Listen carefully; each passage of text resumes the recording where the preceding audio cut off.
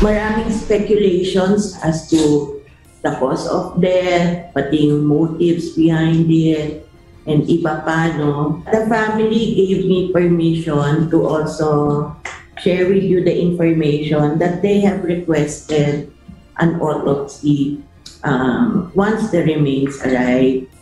Hindi kumbinsido ang pamilya ng 35 anyos na overseas Filipino worker na si Julie B. Ranara na pinatay, sinunog at inabandona ang katawan nito sa isang disyerto sa Kuwait batay sa naging resulta ng otopsiya na isinagawa doon. Base sa mga impormasyon na iniulat ng local media sa Kuwait, bukod sa sinunog ang katawan ng biktima, lumabas rin umano sa otopsiya na buntis si Julie B.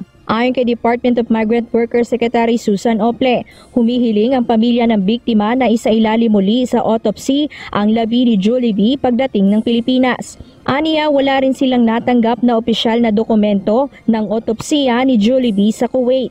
I personally have not seen official documentation to that effect, which is why we want to also discuss the elements of this criminal case with the Kuwaiti lawyer, with our ambassador, and with our MWO senior staff, just so we have a firmer understanding of the legal battle that lies ahead. Magkaka-autopsy din dito sa Pilipinas to be done, I think, by the NBI. So kaya Sunday na yung start ng wake kasi they would need time. Una, i-autopsy pa yun, tapos syempre i-prepare pa yung remains for the wake.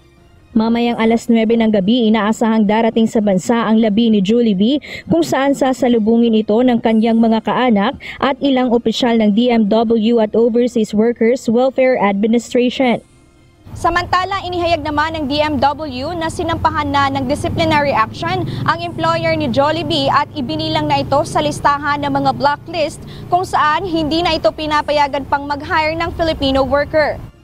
Nahaharap naman sa recruitment violation case at disciplinary action ang recruitment agency ng biktima, habang sinusuri na rin ng DMW pati na ang foreign counterpart nito na Platinum International Office for Recruitment of Domestic Manpower sa Kuwait.